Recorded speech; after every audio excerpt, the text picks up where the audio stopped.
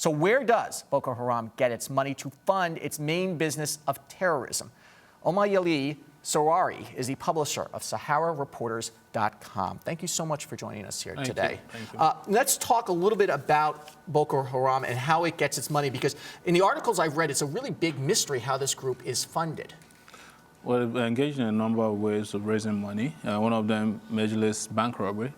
Bank robbery? Yes. Good old-fashioned bank robbery. Yes, they've robbed lots of banks to the extent that most banks are closed down because of Boko Haram in the northeastern part of Nigeria. Recently, they made a big haul, and that was when they abducted tourists from France in Cameroon. They got about $4 million from that transaction alone. That's a lot of money, as you can imagine, for a terror group like Boko Haram. And I would imagine that they get financing from regional groups that are like them. And what we don't know is how much of global terrorist financing comes to Boko Haram at this point. And it appears that they're getting better tools, meaning their weapons have been upgraded, that their tactics have been upgraded, their vehicles have been upgraded. And running this organization is expensive, isn't it? Because they come back and forth, for example, between the border of Cameroon a lot. Yes, but you would be surprised that most of the weapons they have and have been using were actually weapons they carted away from Nigerian troops each time they attacked barracks. Boko Haram attacked a small a small unit on February 18, and they took away from them 200 bombs. Each of those bombs are capable of, firing about 3,000 meters. I'm not a military person, but these are pretty powerful tools. And I can imagine that when they make a lot of money, they also buy weapons from across the borders, because they're creating their own country. They're creating a country taken out of Chad, Niger, Nigeria, and Cameroon. That's right. And Cameroon already said yesterday Boko Haram is destabilizing Cameroon the same way it's destabilizing northeast of Nigeria. Well, and then that's a concern that Cameroon hasn't been as helpful as possible.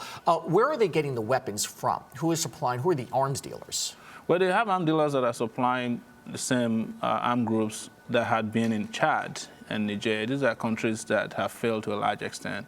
And it is the black hole of sales of weapons for Boko Haram. It's the easiest black market for weaponry for Boko Haram. Well, and I can imagine, because of corruption in the Nigerian army or military itself, they will be selling weapons. They were selling weapons to Niger Delta militants. I was going to ask you, how much support are they getting from within Nigeria as well, and maybe from the population itself? I would imagine that at this time they have very, very little support. But they've gotten to a point where they are so powerful, they say that you support them or you die.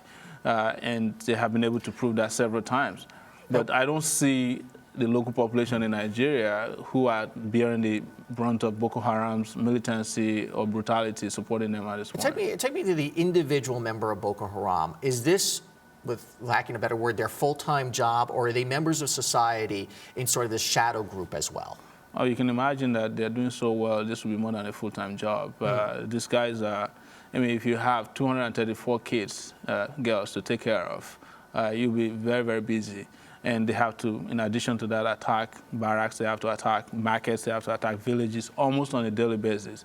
They just attacked an Abuja bus station. It's an organized crime unit, basically. Absolutely, it's organized crime that's driven by hate, and of course religious ideology, fanatical religious ideology. Is there evidence that there's state-sponsored terrorism at all? When you look at other terrorist groups around the world, you can point to some countries that give them money. Anything going on here?